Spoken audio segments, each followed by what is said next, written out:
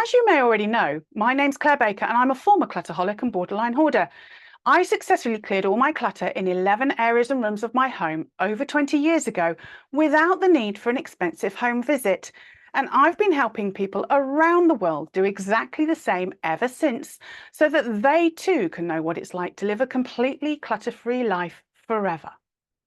One of my missions is to dispel a lot of decluttering myths that are perpetuated by most of the decluttering TV programs, books, and experts by explaining exactly why they are myths. So today I want to explain the myth that people who have a clutter challenge are stupid or lazy. People who don't struggle with clutter think it, even if they don't say it.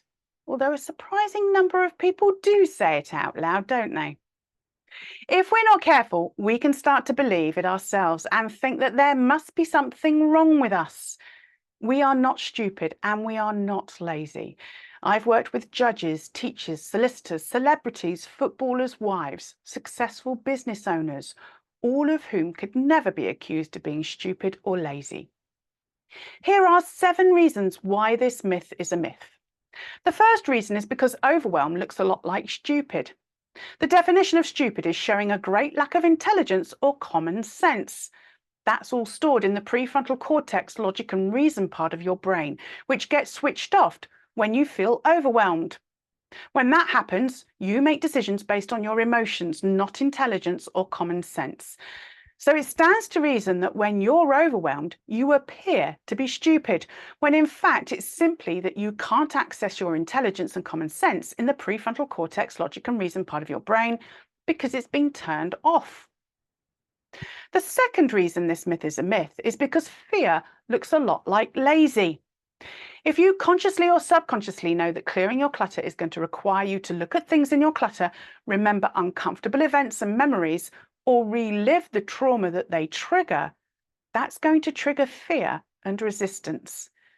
If you don't know how to deal with your clutter and make decisions safely, if you don't have appropriate support in place, any attempt to go through your clutter without the appropriate skills could even be considered a form of self-harm.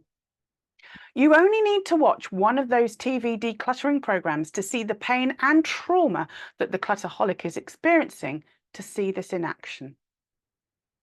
You resist and self-sabotage. You procrastinate and appear lazy to the untrained eye. What you're actually trying to do is to avoid reliving the trauma and feeling the fear you don't know how to manage.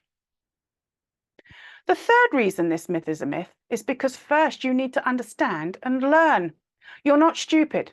You just need to understand why you have your clutter challenge, learn how to clear your clutter, learn how to make decisions safely, and learn how to stay clutter-free forever.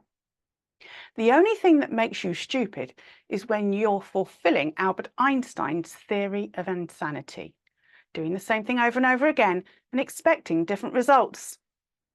You don't need to be intelligent to successfully clear your clutter forever. You need to be open to making the time to learn a different way of dealing with it and then do the doing. The fourth reason this myth is a myth is because of habits. I would guesstimate that the average age of my clients and members since I started clutter clearing is 65, with an age range of 40 to 80.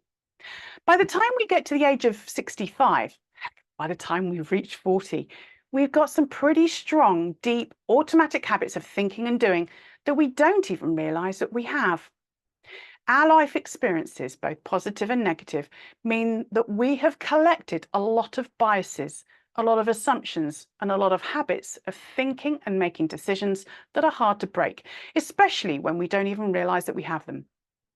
We've tried and failed to deal with our clutter so many times that starting and giving up has become an automatic habit.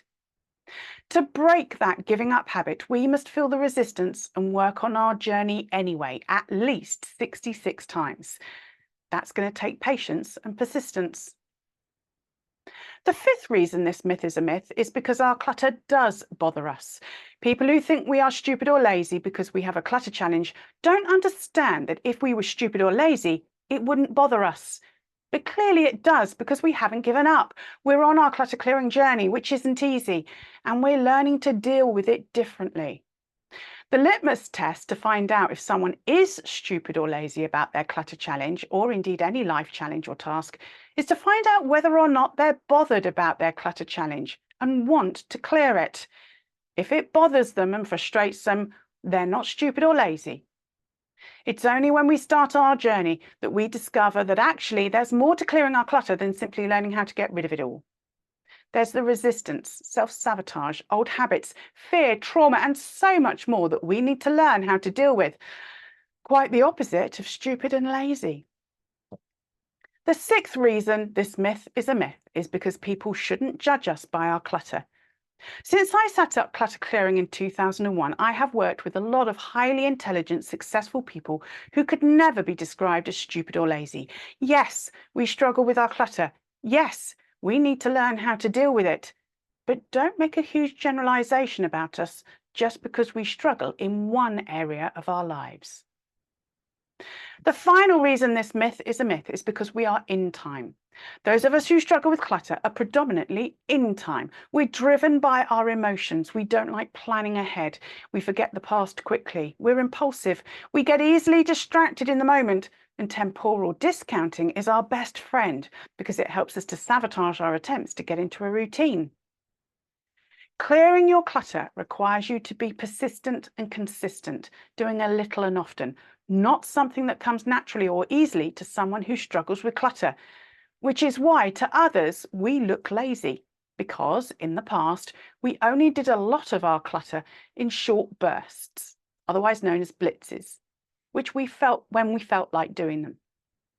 People who call us stupid or lazy have clearly never struggled with clutter themselves, so don't take it personally. We all have our own ways of giving ourselves mental and emotional safety, which from other people's perspectives may seem stupid or lazy. The difference is things that they do to provide them with mental and emotional safety in their lives just aren't as visible to us as our physical clutter is to them. You can clear your clutter fast or you can clear your clutter forever, but you can't clear your clutter forever fast. If you're ready to get the help and support that you need to succeed and clear your clutter forever, click on the link with this video and find out how I can help you.